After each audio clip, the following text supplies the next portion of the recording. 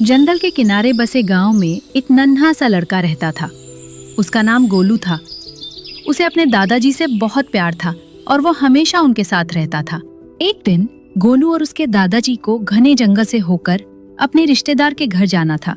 गोलू, आज हमें जंगल पार करके मामा के गांव जाना है। गोलू और उसके दादाजी साथ में निकल पड़े। जंगल में जाते ही गोलू खुशी खुशी इधर उधर सब कुछ देखने लगा।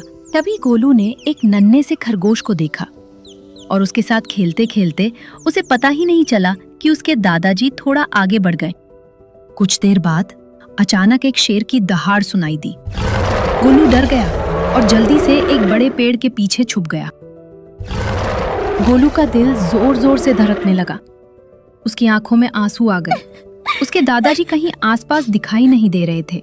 उसे समझ आ गया था कि वो खो गया है और तभी गोलू जोर जोर से रोने लगा। तभी जंगल के बीच से एक बड़ा और दयालु हाथी, एक बंदर और एक नन्ही सी चिड़िया आपस में बातें कर रहे थे। उन्हें गोलू के रोने की आवाज सुनाई दी और वे सब उसके पास जाने लगे। तीनों गोलू के पास पहुंच गए। उन्होंने प्यार से पूछा, तुम क्यों रो रहे हो? डरते डरते गोलू पेड़ के पीछे से बाहर आया और रोते हुए उन्हें सब कुछ बता दिया। मैं रास्ता भूल गया हूँ। मैं अपने दादाजी के पास जाना चाहता हूँ। तभी दयालु हाथी गोलू के पास आया।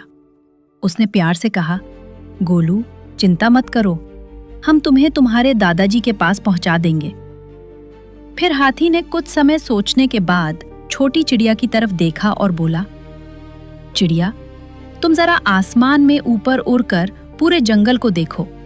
शायद तुम्हें कहीं गोलू के दादाजी दिखाई दे जाए। ये सुनते ही चिड़िया तुरंत आसमान में ऊंचा उड़ गई। वो ऊपर से पूरे जंगल की तरफ देखने लगी और गोलू के दादाजी को ढूंढने लगी। कुछ देर बाद उसे दूर एक जगह कुछ दिखाई दिया। एक बड़े पेड़ के नीचे गोलू के दादाजी पत्थर पर बैठे थे। वो बहुत परेशान लग रहे थे और गोलू को ढूंढ रहे थे। और इधर बंदर कुछ केले लेकर आया और गोलू को केले दिए। गोलू थोड़ा शांत हो गया और धीरे धीरे केला खाने लगा। तभी चिड़िया आसमान से वापस उड़कर आई। चिड़िया बोली, मुझे गोलू के दादाजी मिल गए हैं। वो जंगल में एक बड़े पेड़ के नीचे बैठे हैं और तुम्हें ढूंढ रहे हैं। चिड़िया की बात सुनकर गोलू खुशी से उछलने लगा। हाथी मुस्कुराकर बोला, चिड़िया, तुम हमें रास्ता दिखाओ। मैं गोलू को अपनी पीठ पर बैठाकर तुम्हारे पीछे पीछे चलता हूँ।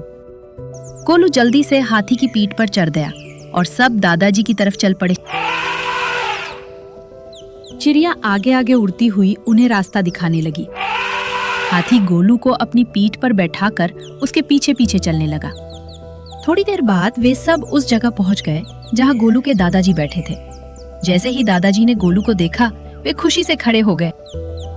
गोलू, गोलू, मैं तुम्हें हर जगह ढूंढ रहा था। गोलू जल्दी से दौड़कर अपने दादाजी के पास चला गया। दादाजी ने खुशी से गोलू को अपनी गोद में उठा लिया और उसे कसकर गले लगा लिया। दादाजी, इन सब ने मेरी मदद की।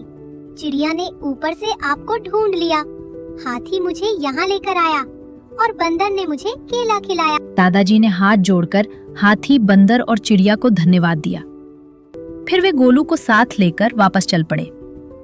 गोलू मुड़कर अपने जंगल के दोस्तों को देख रहा था और वे मुस्कुराते हुए उन्हें विदा कर रहे थे। उस दिन गोलू ने सीखा कि हमें हमेशा जरूरतमंदों की मदद करनी चाहिए और मुसीबत में पड़े लोगों का सहारा बनना चाहिए।